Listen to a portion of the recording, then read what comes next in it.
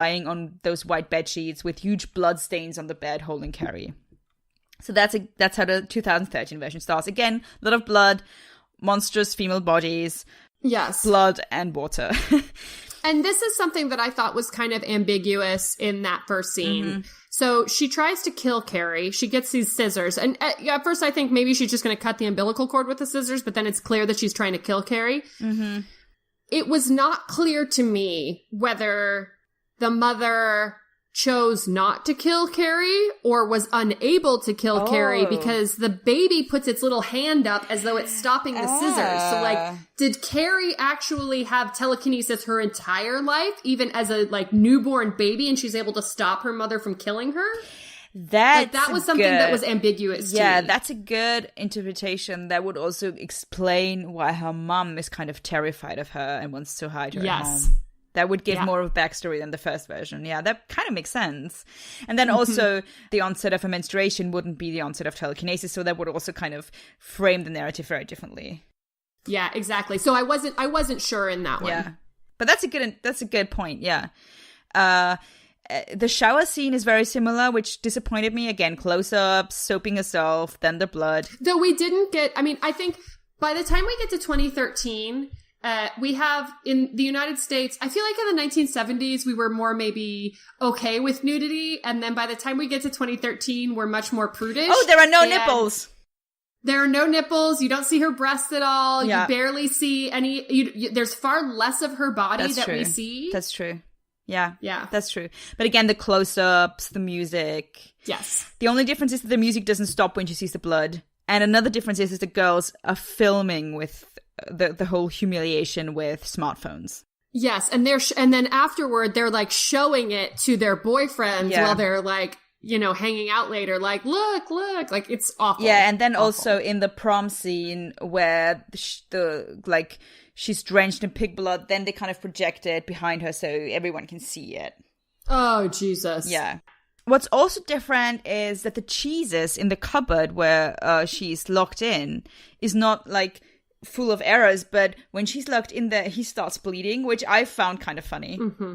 And then what's also interesting is that she actually locks her mom in the cupboard. So this is I think a significant difference. So I felt like the Carrie in this version is a little bit more rebellious. She talks back when the mom throws the Bible verses at her, even with other Bible verses. So she kind of fights back. She confronts her mom and asks her why she didn't tell her about periods, you know? Mm-hmm. I mean, we see that same kind of dialogue happen in other versions of it. Yeah. But I agree. I think that she has much more agency or tries to have more agency and more power and is a little more rebellious in this version. I feel she's more forceful, more determined. She fights back more. There's also this moment where she tries to explain her telekinetic abilities to her mom, where she's like, other people are like that too. And I found that really interesting because to me, and maybe I read it that way because Kimberly Peirce did a lot of queer cinema, and as far as I know, she's also a lesbian. But this moment to me felt like a moment of coming out to her mom and trying to explain what's going on. Like, others are like me too. I'm not the only one. It's nothing scary, you know? Yeah. So this is like a moment that I read as a coming out scene, in a sense, where the telekinesis is kind of a metaphor for her sexuality. I can see that. Yeah. I mean, I can also see the like period and all of that being you know, tied in with that as well, you know, and if you're not talking about it, if you're not having the conversations about it, if you shut off all conversation about sexuality, about periods, about bodies, then, you know, and other people explain it to Carrie as something that's perfectly normal, then, you know, has like a total disconnect between what her mother has been telling her or not telling her entire life and what she's now experiencing, and coming to terms with that is part of her kind of coming out story. Yeah. And I also couldn't help thinking that this locking her in the closet is also a reference, you know? And the funny thing in a 2013 version is that Carrie actually turns the whole thing around and locks her mom in the cupboard. Yeah. So that she cannot keep her from leaving for prom. Yeah. And it's the cupboard that her mom basically made for Carrie. And she also tells her mom, nothing can stop me from doing this. Nothing can stop me from going to prom. And I'm not going to discuss this matter. So she's really very like, I'm doing this, my thing. You can't stop me. And in 1976, Carrie doesn't do that. No. When she goes to prom, her mom is locked in the cupboard, but she frees herself from the cupboard and she breaks the wood and creates a slit through which she can unlock the door, and her hands and arms are bleeding. And I really was reminded of a birth scene again there. Also kind of this mirroring again with the very first scene. And another difference that I found also significant, apart from the fact that I feel like she's a stronger character, she's more forceful, she's more determined, more clearly, she has a clear idea of what she wants, is that her powers are also greater. And that's, I think, partly because special effects were better in 2013. Yeah, sure. But the proms in the end is much more action-like, so there's a lot more spectacle. She has actual superpowers. It's not just that she plays around with telekinesis a bit and makes people fall off bikes. She actually throws people around with those huge blasts of power like a bomb going off, you know? Yeah. And she's actually flying, which is amazing. But then she goes home and she's again kind of reduced to this trembling child. She's shivering, she's crying for her mom. And again, the version is different because she realizes that her mom is not in the cupboard anymore. Yeah, and then what's also different is in the scene where she pins her mom to the wall with those knives and scissors and all of that. So she's kind of pinned to the wall. But then the mom's still alive and she tries to comfort her and she dies in her arms. And then all of a sudden Sue comes and enters the house, which is completely different. And which I think it also changes the narrative. So Carrie carries her mom in her hands and walks towards her, which also felt like this reverse crucifixion scene with the child instead of the parent carrying the dead child that has all of these wounds, you know. And she blames Sue for what happened. She says, look what you made me do, or look what you made out of me, or something like that. And then she tells Sue it's a girl. And this is funny because up to this point, we didn't know for sure that she was pregnant. And now we know. Yeah, then she makes Sue leave and the house collapses. So, and apart from the fact that we have a more powerful Carrie, I think because of this scene, there's also maybe a more profound connection between her and Sue. Yeah, there's an alternative ending, apparently, to the 2013 one, in which Sue goes to Carrie and Margaret's tombstone, which is vandalized with Carrie White burns in hell. Yeah, in the version that I saw, that comes after that. But wait for it. Okay. Oh, you mean the like, she has this dream where she's having her baby and a hand comes out? No. Okay, wait for it. Okay. So she places roses next to it. Yeah. Sue suddenly feels pain from her pregnancy. And as the baby, as though the baby's coming out. And then later on, she's in the hospital about to give birth. And after one last push, there's a moment of silence and she pulls up her shirt to see the baby. And suddenly a bloodied hand bursts out of her vagina and grabs her by the arm. Yes, of course. And she screams as her mother comforts her, telling her to wake up and that her nightmare's over, revealing that what happened in the hospital and the tombstone flowers was just a dream. And she continues to scream, and she still sees the hand. And as she like sees the hand and a hidden photo of Carrie still soaked in pig's blood, like holding the bloodied baby. So like she's like all of these images kind of over each other. And then she continues to scream while her mother's still there. And then we see Sue's baby actually still inside her stomach, and a backup crib in her room for the day that it comes out. So, like, all of it was just a dream, but she keeps having these flashes of, like, a hand and the picture of Carrie covered in pig's blood and.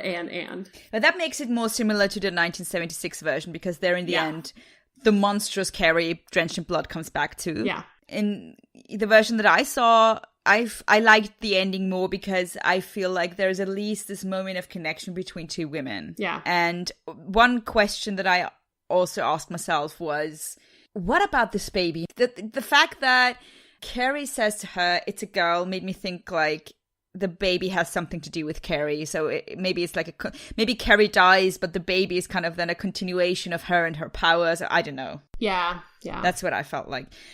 So yeah, listeners, which version do you prefer? Yeah, go watch them. Go watch there's also, so there's the 2002 straight-to-TV movie, which is also available on, not Netflix streaming, Amazon Prime streaming. Amazon Prime. Then, if you have a chance, there are 2 different musical productions of Carrie. Yes. There was Jesus.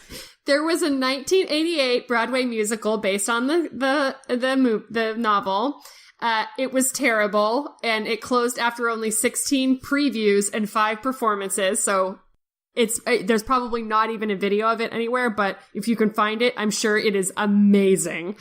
If you can find it, then please let us have it in whatever way possible. And then there is a recent stage production, Carrie the Musical. Check that out. See if you can find something about that. There was a 2012 off-Broadway revival, a 2015 West End production, and a 2015 Los Angeles production of it. Carrie the Killer Musical Experience. Jesus. So it's not currently obviously in theaters or anything, but if you can find a video of it somewhere, that might be comedic gold, possibly. I'm surprised that someone on this planet came up with the idea of making a musical out of this film. I mean, come on. What can't you make a musical out of? That's true. I'm just imagining, like, Carrie singing and dancing around, like, full of blood. And it's an amazing vision that I'm having. Absolutely. So, let us know which you prefer. Do you like the 1976 version? Do you like the 2013 version more? Do you like the musical more? Let us know. Yeah, absolutely. And I don't know if we have any lessons learned for this one, but I think there should be more positive representations of menstruation other than just horror movies. Yeah. So we need more positive representation of menstruation in pop culture. And see Ginger Snaps, because that one's better. Oh, yeah. So that's maybe our lesson for today. Watch Ginger Snaps. Watch Ginger Snaps. That's what you should take home today. Yeah. All right. Well, if you want to get in contact with us, then the best way to do that is join our Facebook group. You can also like our Facebook page. You can write us an email. Well, you can like our Facebook page, follow us on Twitter, follow us on Instagram. That's what you can do. At Twitter, we're at ShePersistedPod. If you want to get in touch with us, you can join the Facebook group, or you can write us an email, shewhopersistedpodcast@gmail.com. You can find all the show notes to this episode and all of the other episodes on our homepage, which is shewhopersisted.com. If there are any pictures or, photos that we talk about in our episodes, then you can find that on Instagram.